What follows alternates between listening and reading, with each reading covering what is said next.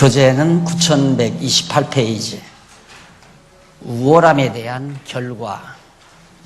양쪽 가로 2번입니다.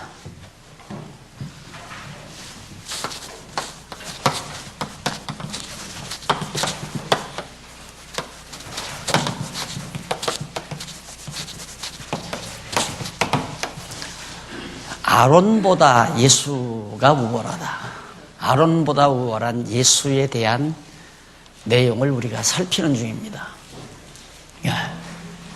유대주의자들은 아론이 대제사장이기 때문에 대제사장이 아니면 죄를 용서받을 길이 없잖아요. 그러니까 유대주의자들은 아론을 굉장히 위대하게 생각을 하고 아론을 굉장히 존경하고 또한 추앙을 했습니다. 그런데 히브리서 기자는 아니다, 이제는 아론보다 우월한 예수님이 오셨다. 너희들은 예수를 부인하고 아론을 내세우는 것은 잘못된 것이다 하고 유대주의를 향해서 지금 공격하는 내용을 여러분들이 다 알고 계실 겁니다. 그래서 앞부분에서는 우월한 증거에 대해서 말씀을 드렸고요. 오늘은 6장에서 우월함에 대한 결과입니다.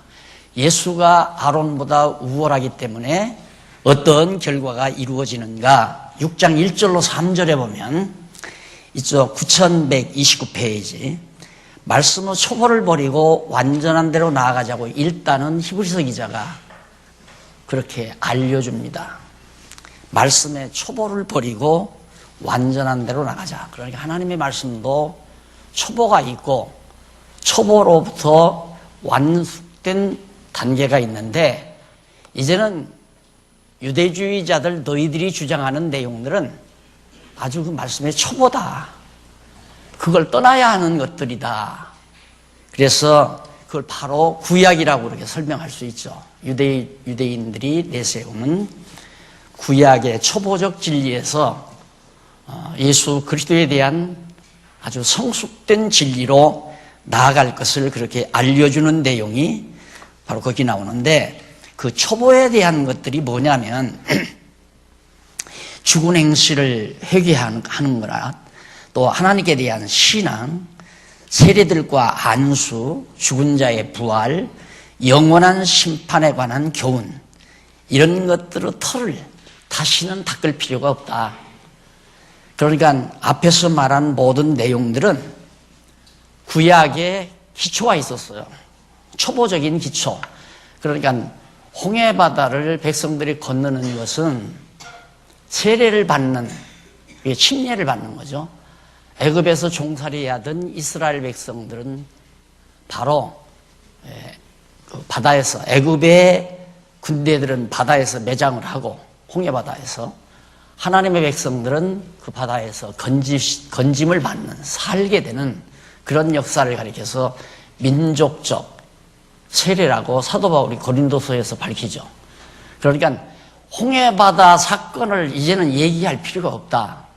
우리는 예수 그리스도를 통해서 옛사람이 죽고 새사람으로 거듭나고 중생한 이 온전한 참 세례, 이 진정한 세례를 우리가 받았으니까 구약시대에 자꾸 요단 홍해바다 건넜던 사건이라든가 만나를 먹었던 사건이라든가 반석을 쳐서 생수를 마셨던 일이라든가 이런 것들은 다 하나의 복음의 기초적인 초보적인 예표적인 사건들이었다. 하늘로부터 만나가 내려오는 것은 하늘의 참 만나 되시는 예수 그리스도에 대한 하나의 모형과 그림자 아니었느냐. 이제 그런 뜻에서 사도 바울, 이 히브리서 기자가 그 초보적인 구약의 내용에서 구약의 진리에 머물러 있지 말고 좀 더 성숙된 그리스도를 믿는 신앙으로 우리가 나가야 된다는 사실을 강조하는 것이 3절까지 내용이에요. 그 다음에 6장 4절로 8절에 보면 9131페이지에 나오죠. 내세의 능력을 맛보고 타락한 자들의 멸망에 대해서 경고하는 내용입니다. 자, 이 내용이 우리 개혁신앙인들, 개신교 신앙인들에게 이게 바로 이 부분이 해석이 안 되는 부분입니다. 그러면 예수 믿다가 잘못하면 지옥 간다는 얘기 아니냐. 얼른 들어보면 내세의 능력을 맛보고 타락하면, 예수 믿다가 타락하면 지옥 간다. 그러면 하나님의 영원한 작정이 안 믿어지잖아요. 믿을 수가 없잖아요. 하나님은 한번 영원전 우리를 그리스도 안에서 선택을 했으면 어떤 경우도 하나님은 우리를 하나님의 백성으로 구원해 준다는 것이 성경 전체가 말하고 있는 핵심인데, 이 성경 구절은 다르다 이 말이에요. 그래서 성경학자들이 힘이 드는 겁니다. 이 성경을 이해하기가 너무 힘들다. 성경은 모르겠다. 어디에 가서는 예정론을 얘기하고 이런 데 와서는 예정론이 아니라 예수 믿다가 타락하면 지옥 간다 이렇게 되는 거 아니에요. 그러면 그 말은 내 행위에 따라 천국 간다는 얘기와 똑같고, 예를 들어 내가 예수를 잘 믿었어요. 믿고 신앙생활을 하고 장로도 하고 집사도 했어요. 그런데 어떻게 세상 살다 보니까 낙심이 돼가지고 타락을 했어요. 그럼 예수 잘 믿었을 때는 구원이 보장됐는데 타락해가지고 교회도 안 나가고 신앙생활도 안 하고 뭐 장로고 집사고 아무것도 안 했다. 저 사람 지옥 간다. 이 얘기거든요. 얼른 우리가 히브리서 6장 4절로 8절에 보면. 그런데 이 말씀이 그런 내용이 아니라 4절 한번 보실래요? 6장 4절. 아주 난해 구절입니다. 한번 잘 들어두시면 좋습니다. 한 번 비침을 얻고 하늘의 은사를 맛보고 성령에 참여한 바 되고요. 이런 모든 것들이 구약시대에 이스라엘 백성들이 애굽에 있을 때 애굽의 백성들은 아주 캄캄한 가운데 있었고, 하나님의 백성들, 이스라엘 백성들에게는 밝은 빛 가운데 있었잖아요. 그때 비추임을 받은 거예요. 그리고 하늘의 은사를 맛봤다. 하늘로 내려오는 만나를 먹어봤고, 그리고 성령에 참여한 바 되고, 모형적으로 반석에서 터져나오는 생수를 마셨다 이 말이에요. 그게 성령이 생수가 성령을 비유하는 거 아니에요.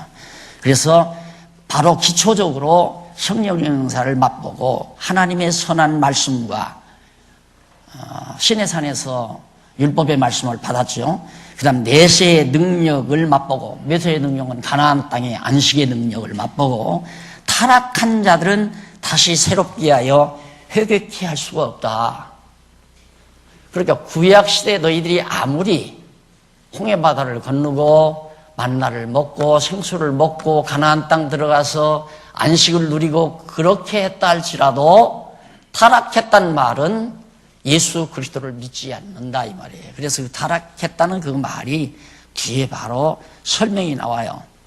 하나님의 아들을 타락한 자들은 다시 새롭게 하여 회개케 할 수 없는데, 왜냐하면 자기가 하나님의 아들을 다시 십자가에 못 박아 현저히 욕보입니다. 구약시대 사람들 광야에서 높이 장대에 구리뱀을 매달았잖아요. 그걸 쳐다보는 사람들은 살았어요.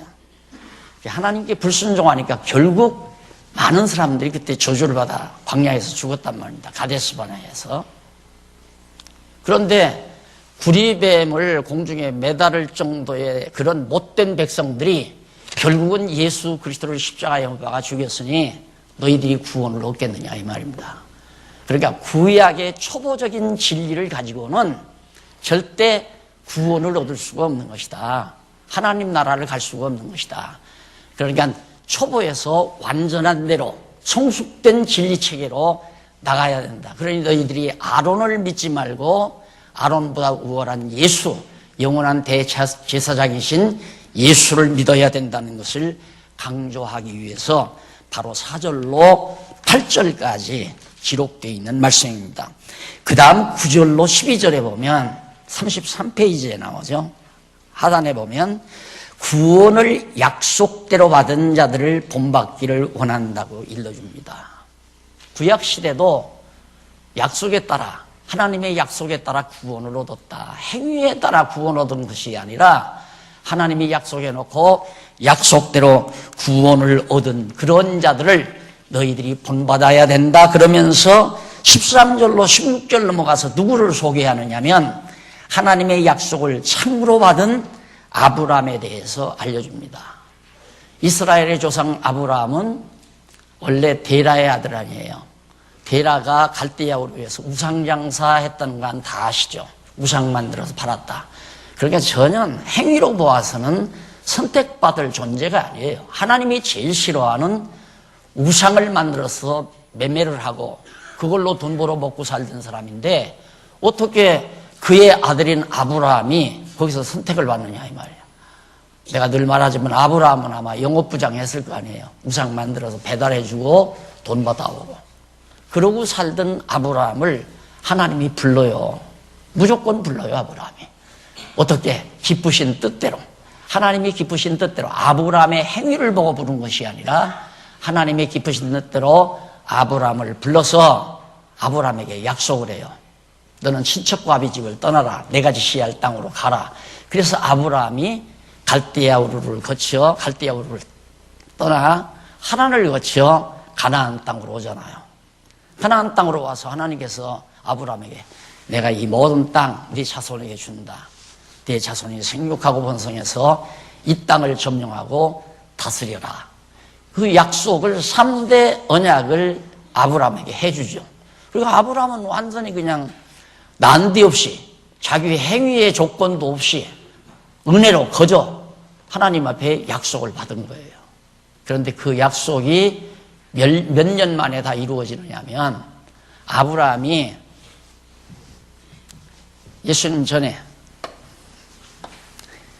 예수님 오기 전 아브라함은 2000년 전 사람이거든요. 2000년 전 사람인데 다윗은 이건 아브라함이고 이건 다윗이에요. 이건 1000년 전이에요. 2000년 전에 아브라함에게 언약한 언약이 참고 인내하고 기다려서 2000년 만에 급기야 아브라함의 후손이 생육하고 번성하고 가나안 땅을 정복해서 다윗이 초대왕으로 나라가 세워지는 거예요. 이렇게 구원이라고 하는 것은 하나님의 약속에 의해서 되는 거지 너희들이 아론을 의지한다고 구원받는 게 아니다.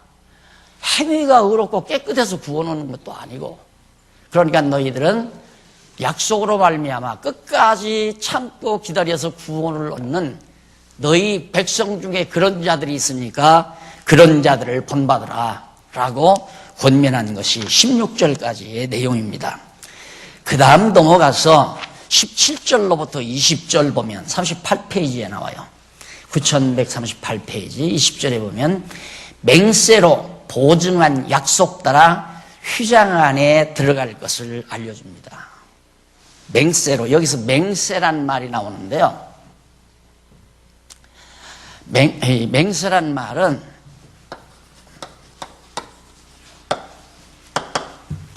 그냥 하나님 스스로 내가 이렇게 해야 되겠다 이걸 말하는 거예요. 왜냐하면 맹세는 보통 낮은 자가 높은 자 앞에서 하잖아요. 제가 이렇게 충성하고 충성하겠습니다. 맹세하잖아요.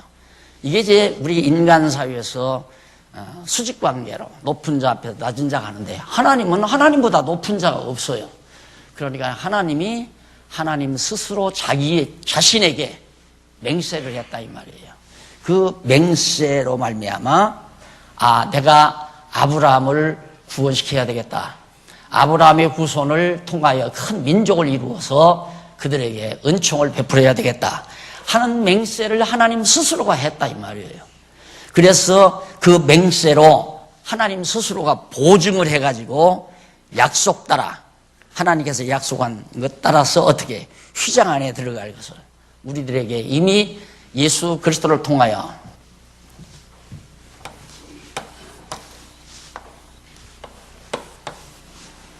지성소 법궤가 있잖아요. 여기는 성소고 여기는 물두멍, 여기가 제단이란 말입니다. 이렇게 이 구약 시대는 이렇게 해서 아론이 여기를 들어가요. 지성소 이 휘장이거든요. 여기가 휘장으로 딱 막았는데 휘장 안으로 1년에 한 번 들어가서 여기서 제사를 드림으로 7월 10일에 제사 드림으로 백성들이 1년 동안 지은 죄를 다 용서받게 했단 말입니다. 그런데 이제는 그게 아니다. 이건 그림자고 모형이었고 예수님이 십자가에 못 박혀 죽으실 때 휘장이 찢어져 버렸잖아요. 가운데 휘장이 딱 찢어져 버렸어요. 그래서 우리가 직접 그리스도를 따라서 휘장 안으로 대제사장만이 들어갈 수 있는 휘장 안으로 우리들이 들어갈 수 있는 길이 열렸다.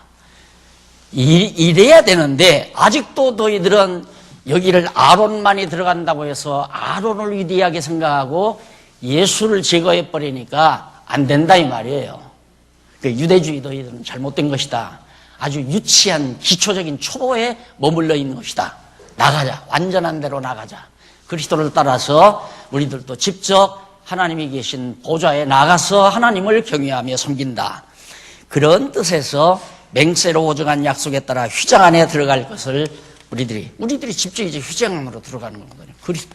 예수 그리스도가 대제사장이시고 우리는 그의 한 지체가 되어서 한 몸이 돼가지고 제사장 역할을 한다 이 말이에요. 그러니까 예수님이 대제사장, 머리로서 대제사장이고 우리들은 모두가 목사만이 제사장이 아니라 우리 모든 성도가 다 그리스도의 지체들이 제사장 역할을 해서 손은 손으로, 발은 발로 각 지체들은 지체의 기능 따라서 머리를 숨기고 머리의 뜻을 따라 살아가는 삶 자체가 바로 지성소에 들어가서 하나님을 경외하고 섬기는 생활이다.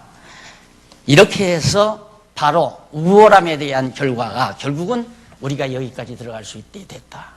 너희들은 못 들어가지. 너희들은 아론만이 여기 들어가게끔 했지만 아시다시피 아론 이후에 다른 사람이 여기 들어가면 들어가자마자 죽잖아요.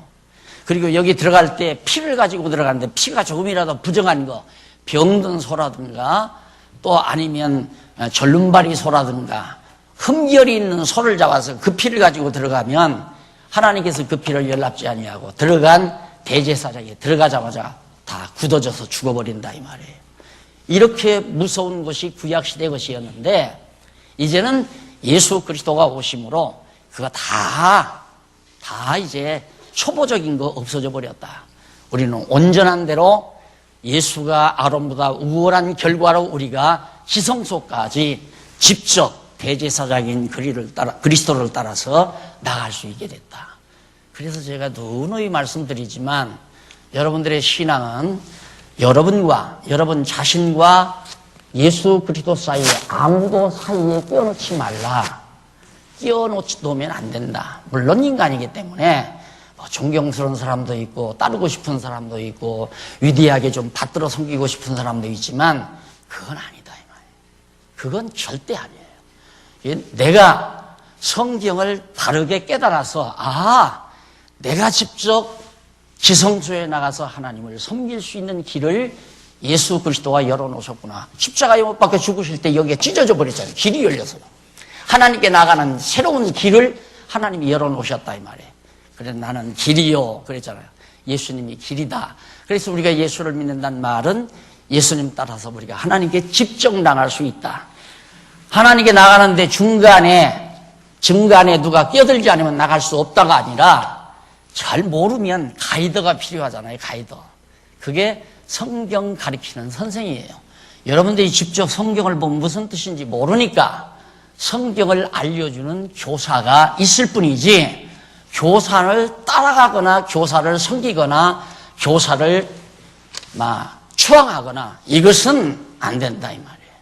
오직 여러분들이 성경을 깨닫고 직접 머리 대신 그리스도를 통하여 하나님께 나아가 하나님을 경외하고 섬기는 삶, 이것이 가장 올바른 신앙생활임을 여러분들이 다시 한번 재다짐하시면 좋겠습니다. 자, 그 다음에 이제 가로 없는 2번이 나와요. 큰 2번이 나와요. 가로 없는 2번. 여기는 뭐냐면 예수의 사역상, 지금까지는 1번에서는 예수의 신분상 우월성이었죠. 여기는 예수의 사역상, 하시는 일, 사역상 우월성. 이것이 7장부터 8장, 9장, 7장부터 10장까지.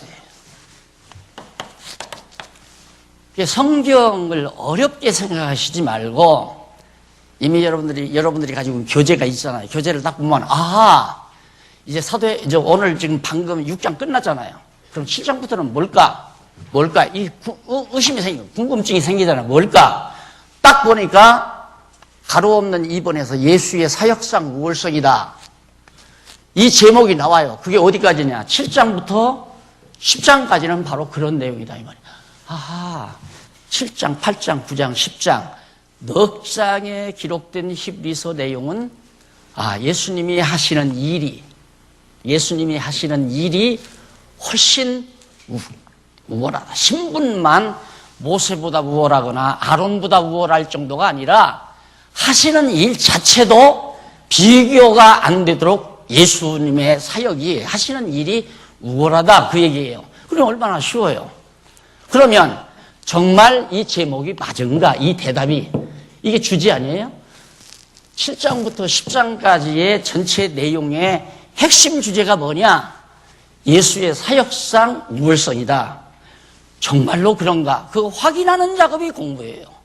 그럼 첫 번째 뭘 확인해야 되냐면 사역상 우월한데 어떤 사역? 제사 사역의 우월성입니다. 이게 이제 한쪽 가로 제사 사역의 우월성.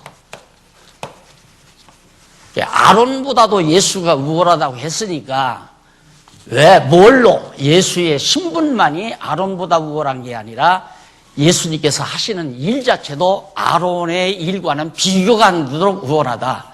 그럼 우선 사역 중에 무슨 사역? 제사 드리는 사역. 아론이 하나님 앞에 제사 드리는 일을 하잖아요. 대제사장으로서.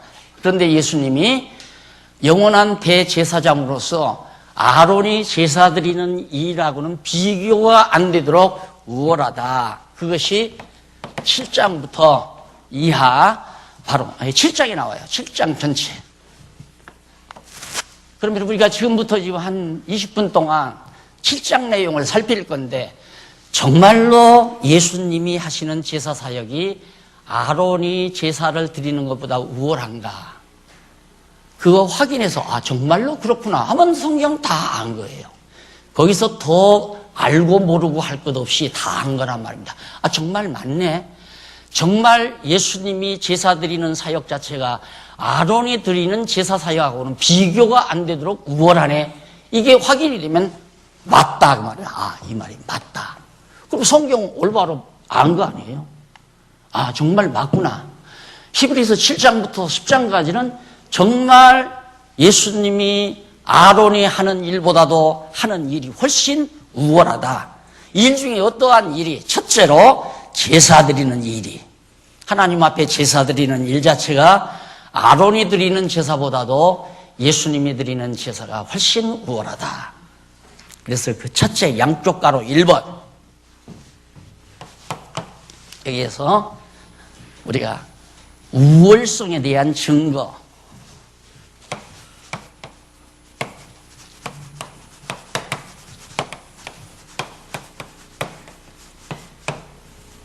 (7장) 1절로부터 14절까지.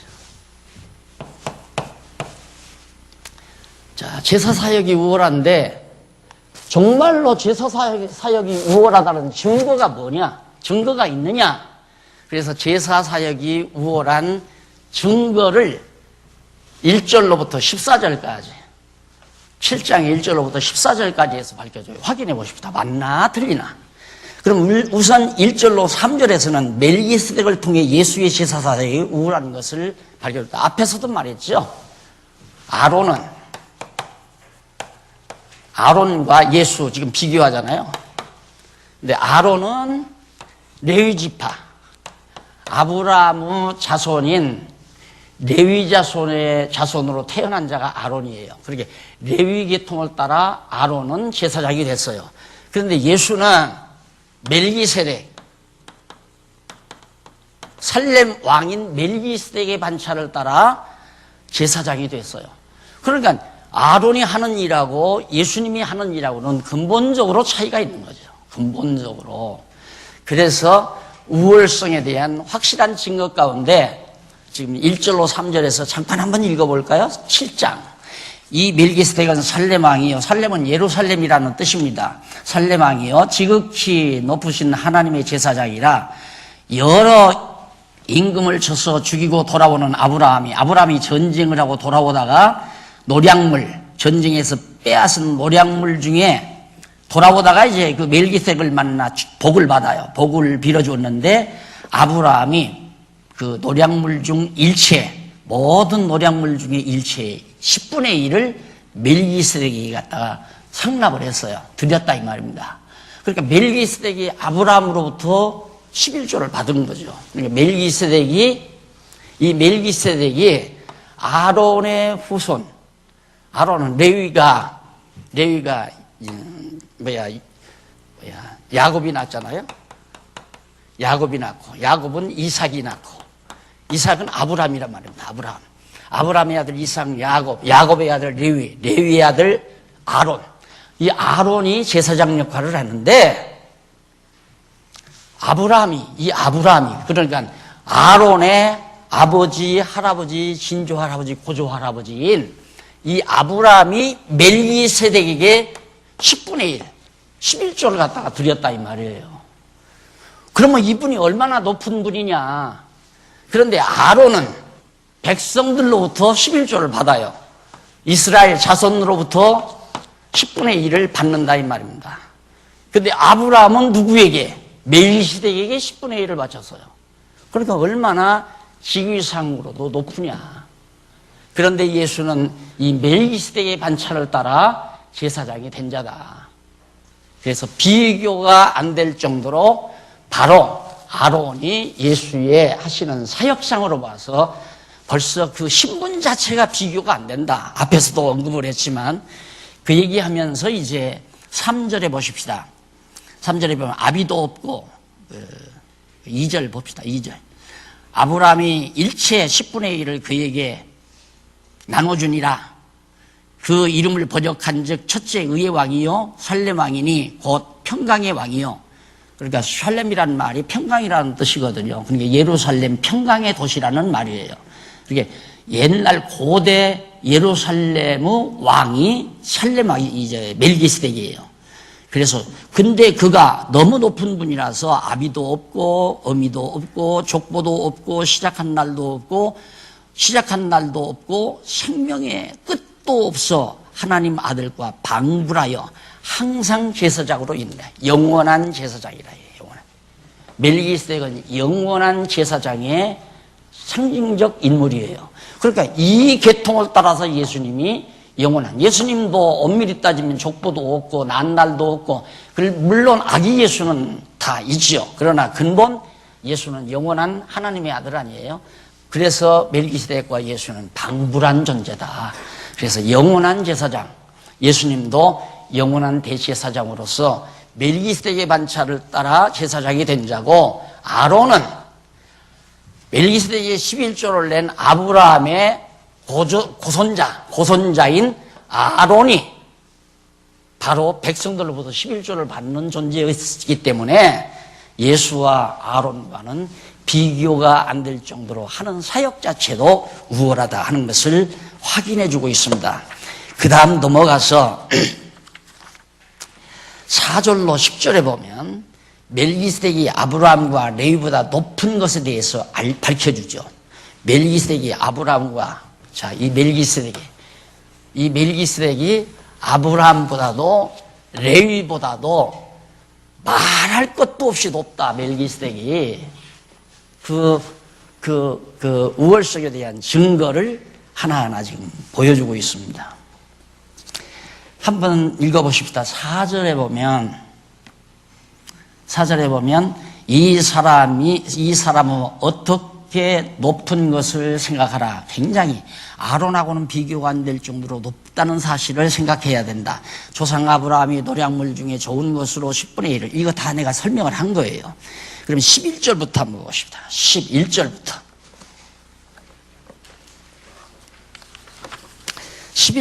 14절에 보면 49페이지 나오죠. 7장 11절로 14절. 레위 제사 직분 대신 유다지파 예수를 세웠음을 밝혀줍니다. 11절. 레위 계통의 제사 직분으로 말미암아 온전함을 얻을 수 있었으면 백성이 그 아래에서 율법을 받았으니, 그러니까 어디에서? 레위 계통 아래에서 율법을 받았다 이 말이에요. 어찌하여 아론의 반차를 쫓지 않고 멜기세덱의 반차를 쫓는 별다른 한 제사장을 세울 필요가 있느뇨. 이게 이 레위 지파 계통을 따라 된 아론이 온전한 제사장이라면 이 계통이 다른 멜기세덱의 계통을 따라 예수를 왜 무엇 때문에 세웠겠느냐. 초보적이고 불완전한 거니까, 온전치 못한 것이니까 하나님께서 초보적이고 온전치 못한 레위 계통의 아론 제사장은 폐해버리고 또 다른 제사장, 그 멜기세덱의 반차를 따른 예수 영원한 제사장을 하나님께서 세워야 할 필요성이 있었던 것이다. 뭐다? 온전치 못하니까 온전한 것을 세우기 위해서, 지금 그 얘기죠. 그러면서 반차를 쫓는 그러면서 제사, 거기 12절, 제사직분이 변혁한 즉, 바뀌었다 이 말이에요. 제사직분이 바뀌었은 즉, 율법도 반드시 바뀌리라. 변혁한다 이 말이에요. 그러니까 율법을, 옛날 구약시대 율법을 그대로 지금 우리가 적용해서 신앙생활하면 안 된다는 얘기예요. 저거 다 변혁된 것이니까, 멜기세덱의 반차를 따라 예수를 보내가지고 예수를 믿음으로 말미암아 구원을 얻게 만들어 놓은 것이니까 우리는 예수를 믿어야 하는데, 너희들이 예수를 십자가에 못 박아 죽이지 않았느냐. 유대주의자들이 예수를 죽인 거 아니에요. 로마 제국주의자들하고 합류해서. 그걸 힐난하게 지금 히브리서 기자가 공격해내고 있는 겁니다. 이것은 한 사람도 제단일을 받들지 않는 다른 지파에 속한 자를 가리켜 말한 것이라. 다른 지파, 어떤 지파인가? 우리 주께서 유다로 쫓아나신 것이 분명하도다. 그럼 예수님은 여기 레위 지파를 따라 나지를 않았어요. 이게 다른 지파 사람을 택했는데, 예수님은 야곱의 아들 가운데 유다라고 있죠. 유다, 셋째 아들. 이 유다의 후손으로 태어났어요. 아브라함이 이삭을 낳고 이삭이 야곱을 낳고 야곱의 아들 유다 지파를 통해서 왕의 월이 떠나지 아니하고 치리자의 지팡이가 발사해서 떠나지 아니한다. 왕이 날 것을 유다에게 허락하시는 대로 유다 자손으로 예수가 출생한 거라 이 말이에요.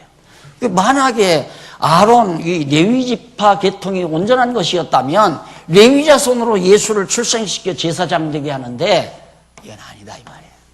아니고 다른 지파 유다 자손 중에서 예수인데, 이 예수님이 멜기세덱의 반차를 따라 영원한 제사장으로 그렇게 하나님께서 이 땅에 보내신 것이다.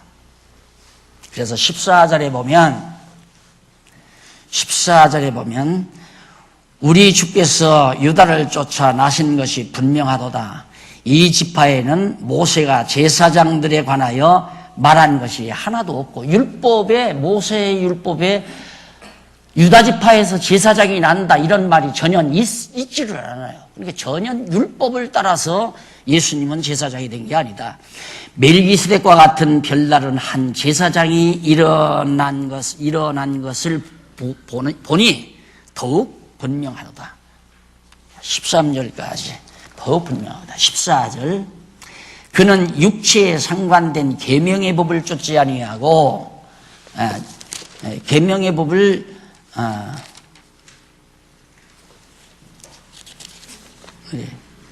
쫓지, 맞아요. 계명의 법을 쫓지 아니하고 오직 무궁한 생명의 성령을 쫓아 된 것이니, 예수님은 율법을 따라 제사장 된 것이 아니라 무궁한 생명의 능력의 법, 하나님의 생명의 능력의 법에 따라서 멜기세덱의 계통을 따라 제사장이 된 것이다. 증거를 하나하나 다 확실하게 들이대잖아요. 자, 그러면서 15절로부터 28절까지, 마지막 절까지 해서는 두 번째,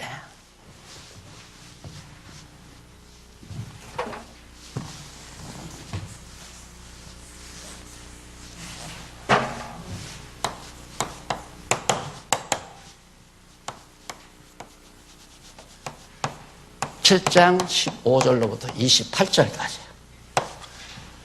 자, 7장 전반부는 우월한 증거를 얘기하고 7장 후반부는 예수가 아론보다 사역상 우월한 결과가 어떻게 되는가.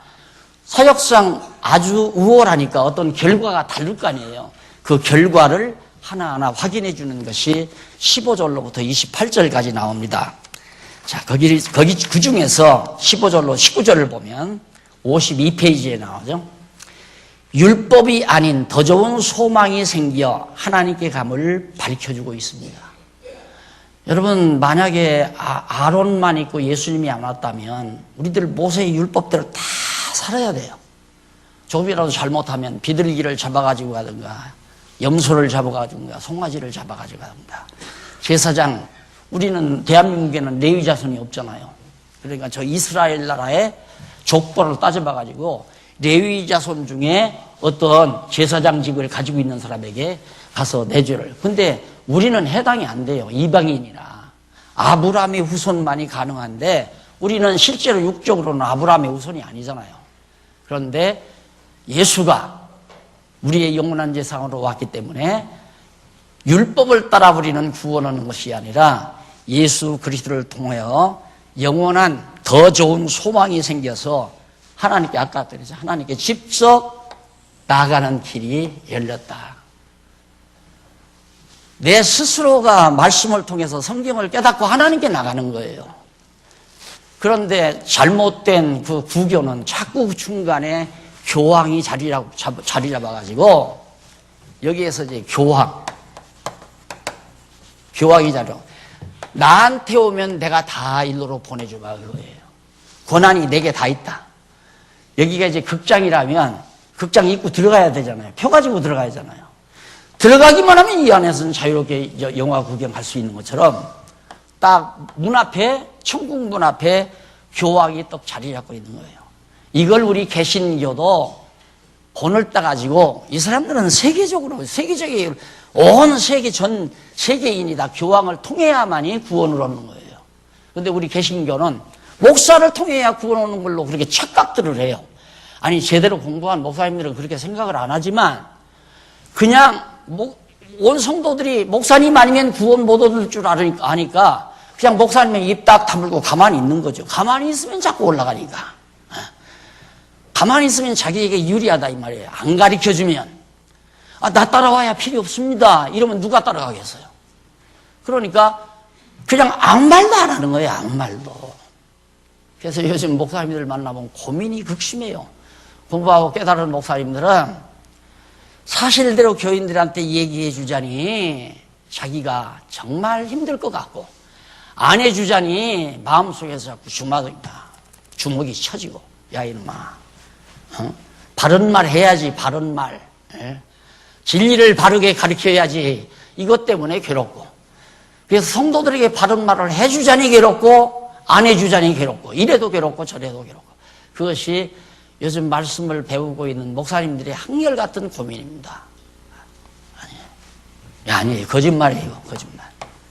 아무도 없어요. 그냥 내가 직접 나가는 거예요. 직접 내가 나가지 아니하면 내가 데려다 줄게 하면서 엉뚱한 데로 데리고 다니잖아요. 내가 그걸 비유를 들었는데 처음에 서울에 와가지고 택시를 타가지고 여기 시흥동 갑시다 했는데 불광동 쪽으로 막 데리고 가서 온종일 뺑글뺑글 돌다가 택시비가 한 5만 원 나온 다음에 여기다 딱 실어다 주는 시. 내가 모르면 쏘가요. 그래서 우리 기독교 신앙 입문에도 절대 성경 모르면 함부로 믿지 말아라.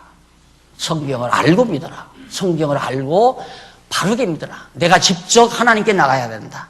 절대 좋은 교사를 만나야죠. 성경을 올바로 가르쳐주는 좋은 교사를 만나서 성경을 바르게 배우면 내가 율법을 의지하지 아니하고 더 좋은 소망으로 하나님께 직접 나가는 길을 얻을 수 있다는 것이 15절로 19절에서 지금 밝혀주고 있습니다. 그래서 그 19절만 한번 보면 율법은 아무것도 온전케 못할지니, 모세의 율법 가지고 우리가 온전해지는 게 아무것도 없어요. 못할지니 이에 더 좋은 소망이 생기니 이것으로 우리가 하나님께 가까이 가느니라. 더 좋은 소망이란 예수 그리스도를 믿고 하나님께 직접 나갈 수가 있다. 그 다음에 20절로 25절에 보면 더 좋은 언약의 보증 결과로 구원을 얻음에 대해서 밝혀줍니다. 다시 말해서 율법을 지킴으로 유대인들이 강조하는 모세의 율법을 의지해서 구원을 얻는 것이 아니라 더 좋은 언약, 더 좋은 언약이란 예수 그리스도, 복음을 말하는 거죠. 예수를 믿고 그를 통해서 하나님께 직접 나아가서 구원 얻는다고 하는 이 언약의 보증 결과로 우리가 하나님 앞에 구원을 얻는 것이다. 그래서 우리는 그리스도의 공로로만 구원 얻어요. 누구의 공로로 구원 얻는 게 아니라 그리스도의 공로로. 그리스도의 한 몸, 그리스도와 한 몸이 되니까, 한 지체가 되니까, 그리스도가 하나님의 보좌에 나갈 때 나도 같이 나가서 머리 대신 그리스도가 하는 대로 손은 손 노릇, 발은 발 노릇, 각 지체는 지체 노릇 하면서 영원토록 하나님을 경외하고 섬기는 것이 진정한 우리 그리스도인들이라는 사실을 지금 히브리서 기자가 25절까지 해서 밝혀줬어요. 그 다음 마지막으로 26절에서 28절에 보면 합당한 대제사장의 특성과 우월함에 대한 결과를 거기서 밝혀줍니다. 26절 한번 읽어보십시다. 26절에 보면 이러한 대제사장은 우리에게 합당하니, 그러니까 예수 그리스도와 같은 제사장은 우리에게 합당하니 거룩하고 악이 없고 더러움이 없고 죄인에게서 떠나 계시고 하늘보다 높이 되신 자라, 월등하게 우월하신 분이다 이 말이에요. 우리는 다 죄인이고 우리는 허물이 있고 우리는 다 악한 존재고 다 그렇지만은 우리의 대제사장인 그리스도는 아주 거룩하고 정결하시다 이 말이에요. 그리고 하늘보다 더 높이 계신 그런 우월하신 존재다. 저 대제사장들이 먼저 자기 죄를 위하고 다음에 백성의 죄를 위하여 날마다 제사 드리는 것과 같이 할 필요가 없으니 이는 저가 단번에 자기를 드려 이루셨음이니라. 이 구약시대는 여기서 매일 제사를 안 드릴 수가 없어요. 왜 그러냐면 모세의 율법으로는 온전해질 수 없으니까, 모세의 율법에 걸리니까 하루하루 죄 없는 사람이 없어요. 늘 죄인이란 말입니다. 그러니까 백성들이 제물을 가지고 여기 오잖아요. 제단 앞으로 오면 여기서 제사장이 있다가, 대제사장이 아니고 제사장이 있다가 날마다 제사장이 제물을 받아서 이 사람을 위해서 제사를 드려야 되겠는데, 자기도 죄인 아니에요. 제사장도 자기도 죄인이니까 이 사람을 위해서 제사 드리기 전에 자기를 위해서 먼저 제사를 드려요. 그 다음에 이 사람을 위해서, 백성을 위해서 제사를 드린다 이 말. 이것도 날마다 그래요. 날마다, 항상 날마다. 그러니까 여기서는 제물이 늘 타오르는 거죠. 하루 한시 떠나지 않냐고 늘 제물 드리는 냄새, 제물이 타는 냄새, 연기가 하늘을 덮는단 말입니다. 그런데 우리는 그럴 필요가 없다 이 말이에요. 우리는 왜? 예수님이 너무너무 위대하고 월등한 예수 그리스도께서 단 한 번에 골고다 언덕에서 딱 한 번으로 싹 끝내버렸기 때문에 저럴 필요가 없게 됐다.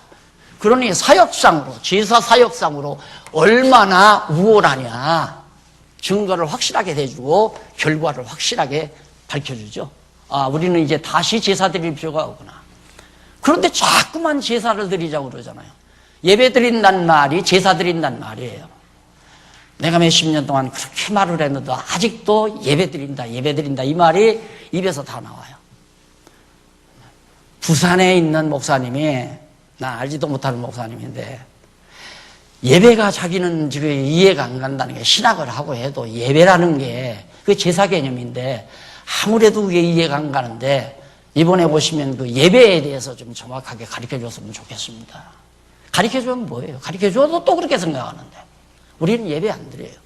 하나님께 제사 안 드린단 말입니다. 우리가 제사를 또 드린다면 예수님이 제사, 예수 이거 다 십자가에 못 박혀 죽으신 이거 다 헛걸을 만드는 거예요. 헛걸. 이거 한 번으로 다 끝났는데 그래도 우리는 자꾸만 제사를 드리겠다는 거야. 예배 드리겠다는 거예요. 예배가 아니고 우리는 경건한 삶을 사는 성도들이 함께 모였으니까 경건한 회의, 그래서 경건회라고 그러잖아요. 그래서 경건이라고 한 거예요. 경건회는 하나님을 찬양하고 하나님의 뜻을 구하는 그런 삶을 사는 자들이 모여서 찬송 부르고 하나님 찬양하고 하나님의 뜻을 구하는 그런 순서를 잠깐 모였을 때마다 그렇게 하라고 그랬으니까 그거 하는 것뿐이에요. 그거 제사가 아니에요. 그냥 경건한 자들이 모여서 함께 개개인적으로는 개개인이 날마다 경건한 삶을 살아가는 것이 중요하지만은 경건한 성도들이 함께 모였을 때는 경건회를 잠깐 먼저 하는 것이 바로 우리들의 이제 모임의 중요한 임무니까 모여서 그렇게 하는 거다. 그래서 경건회라고 우리가 말을 붙인 겁니다. 이런 것들이 얼마나 지금 참 고쳐야 되고 바르게 해야 될 것이 산적처럼 쌓여있다 이거예요. 근데 우리는 전통적인데 젖어가지고 옛날 것에서 벗어나지 못하고 있다는 것은 예수의 사역상 우월성을 우리는 망각하고 살아가니까 그래요. 예수님이 기가 막힐 거 아니에요. 내가 다 너희들을 위해서 속죄해주고 영원한 제사 드려줬는데 뭘 제사를 드리겠다고 뭐 꼬깃꼬깃해서 봉투에다 넣어가지고 와서 하나님 앞에 제물로 드린다고 주책 떨고, 뭐 하나님 앞에 제사 드린다고 또 뭐 거룩하고 성전 만들어서 성전 안에 와서 예배 드린다고 난리를 치고 그러니까 예수님이 기가 막힐 거 아닙니까? 사역상 우월성. 다음 시간에는 8장부터 여러분에게 8장, 9장을 집에서 예습을 하고 오시면 좋겠습니다. 기도하십시다. 자비하신 아버지 하나님 감사합니다. 오늘 또 히브리서 기자를 통해서 참 진리를 우리에게 깨닫게 하시고 주님께서 영원한 제사장으로서 영원한 제사를 드리시니 놀라운 사실을 우리들께 깨닫게 해주셔서 정말 진리의 자유함을 얻고 율법에서 자유함을 얻고 유대주의로부터 탈출할 수 있는 이 놀라운 은총을 베푸신 하나님 아버지 감사합니다. 사랑하는 모든 성도들의 마음속에 진리가 깊이 자리 잡고 뿌리가 내려서 좀 더 우월하신 그리스도만을 의지하는 올바른 성숙된 신앙인들로 자라게 하시옵시기를 비오며 예수님 이름으로 기도드립니다. 아멘. 수고하셨습니다.